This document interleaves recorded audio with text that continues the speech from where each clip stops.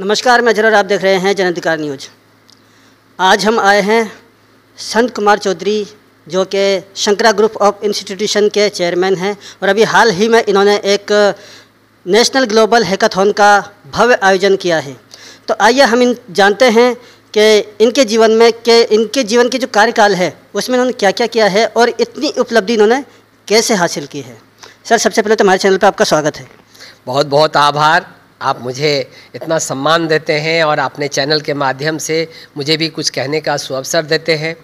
पहले तो मैं एक रेक्टिफिकेशन चाहता हूं कि आपने नेशनल हैकाथॉन कहा, नेशनल नहीं, ये ग्लोबल हैकाथॉन था। और शंकरा ग्रुप ऑफ इंस्टीट्यूशन जो एसके चौधरी एजुकेशनल ट्रस्ट द्वारा संचालित है, देश के विभिन्न हिस्सों में 51 शिक्षण संस्थान शिक्षा, कृषि और स्वास्थ्य के क्षेत्र में सेवारत है। पिछले अनेकों वर्षों से यहाँ पर शंकरा ग्रुप ऑफ इंस्टीट्यूशन और आरटीयू के संयुक्त तत्वावधान में ये हैकाथॉन और राष्ट्रीय युवा महोत्सव का आयोजन होता रहा है।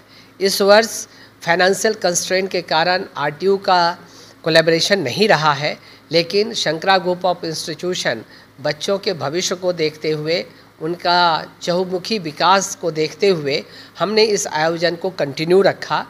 और ये सौभाग्य की बात है कि देश के कोने कोने से लगभग 300 से भी ज़्यादा संस्थान एकेडमिक, स्पोर्ट्स और कल्चरल में अपना कंपटीशन में हिस्सेदारी लिए हैं। और इसका एक बहुत अच्छा मैसेज गया है, जो हम लोग कहते हैं ना, अनेकता में एकता। देश चाहे पूरब हो या पश्चिम, उत्तर हो या दक्षिण, सभी एक हैं। सबने एक दूसरे के कल्चर को समझा, एक दूसरे के ज्ञान को समझा और एक दूसरे को जाना, पहचाना। तो ये जो Shankara group of institution platform देती है, वो अपने आप में एक अद्भुत है। और ख़ास करके मैं महामहिम राज्यपाल महोदय श्री कलराज मिश्रा जी का आभार व्यक्त करता हूँ कि पिछले 3 वर्षों से प्रत्येक वर्ष अपना आशीर्वाद देने के लिए, आशीर्वचन देने के लिए, मार्गदर्शन देने के लिए स्वयं आते हैं। और इस बार तो उन्होंने और भी बहुत एक उद्यमा एक आशीर्वाद दिया है कि बच्चों के बीच में जा कर के जो बच्चों की प्रस्तुति थी उसे उन्होंने देखा, उन्हें सराहा, उनके साथ इंटरेक्ट किया। ये अपने आप में एक मिसाल बन चुका है। अनेकों अंतर्राष्ट्रीय अतिथि आए, अनेकों राष्ट्रीय अतिथि आए। ये शंकरा ग्रुप ऑफ इंस्टीट्यूशन का सौभाग्य है कि अन्य वर्षों की भांति इस वर्ष भी बड़ा ही धूमधाम से मना। और उम्मीद करता हूँ कि आगे भी इस तरह का आयोजन शंकरा ग्रुप ऑफ इंस्टीट्यूशन करती रहेगी, जिससे हज़ारों लाखों बच्चों को फ़ायदा होगा। सर, 51 इंस्टीट्यूशन को मैनेज आप किस तरह से करते हैं? देखिए, कोई कहा भी गया है कि अकेले चना बाहर नहीं फोड़ता, तो एक संयुक्त रूप से एफर्ट होता है। हमने भी, हमारे बोर्ड ऑफ ट्रस्टीज़ हैं जिसमें काफ़ी ट्रस्टीगण अपना सपोर्ट देते हैं। फिर हम पैरेलल फोर्स बनाते हैं, एकेडमिक फोर्स और एडमिनिस्ट्रेटिव फोर्स। ये दोनों अपने अपने काम करते हैं और दोनों एक दूसरे को सपोर्ट करते हैं।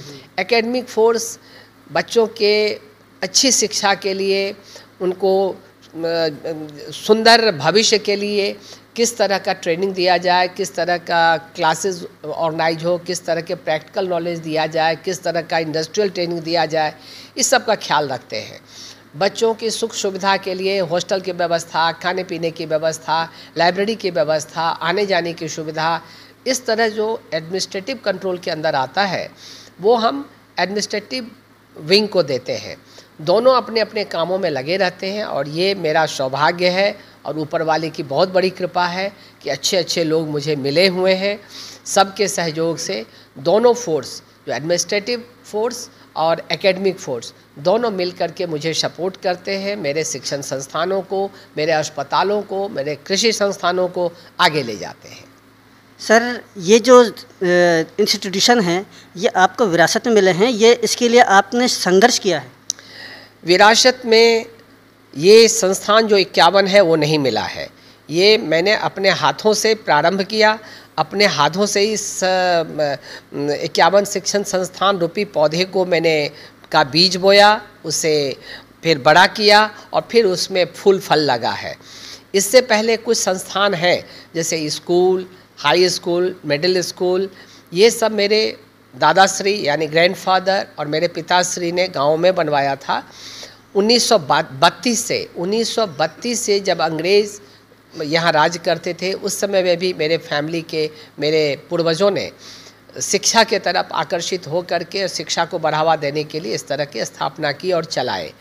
मैंने इन सभी टेक्निकल कॉलेज को प्रारंभ किया और फिर उसको सींचा, उसको अच्छी स्तर तक लाया और आज जो ये इक्यावन संस्थान है, चाहे वो स्वास्थ्य में हो, चाहे शिक्षा में हो, चाहे तकनीकी शिक्षा में हो या कृषि में हो, ये मैंने अपने हाथों से और मेरे साथ साथ जो हमारे ट्रस्टीज़ हैं वो हम लोग मिल करके इन संस्थानों को बनाया है। सर, ईद आने वाली है तो इस पे जनता को कुछ संदेश देना चाहेंगे?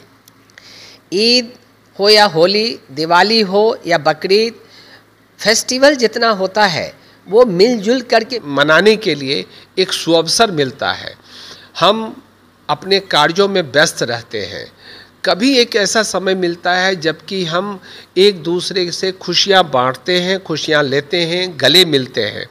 तो ये जो हमारे पूर्वजों ने जो कुछ पर्व त्योहार मनाने के लिए हमें प्रोत्साहित किया हुआ है और हम लोग उनके पद चिन्हों पे चल कर के, चाहे किसी भी धर्म के फंक्शन हो, हम सब मिलजुल करके जो मनाते रहे हैं, ये हम लोगों में भाईचारा पैदा करने के लिए, नई स्फूर्ति पैदा करने के लिए, अनेकता में एक दर्शाने के लिए और हम सबको और करीब आने के लिए जो पूर्वजों ने हमें विरासत में दिया है उसे मनाना चाहिए।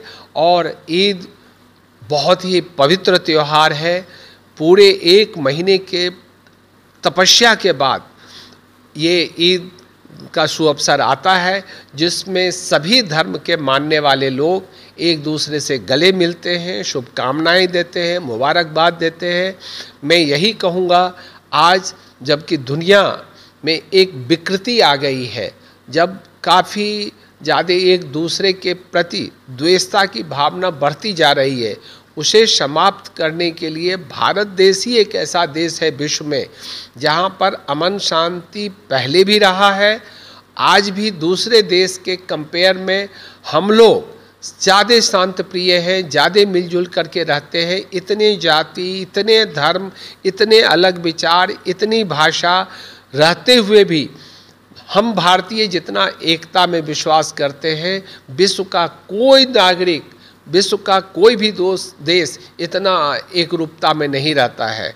तो मैं निवेदन करूंगा अपने सभी भारतवासियों से कि हम लोग सब मिल करके ईद मनाएं, जोश खरोश के साथ मिलाएं, गले मिलें, सभी शिकवे शिकायत को भूल करके पुनः एक हो जाए।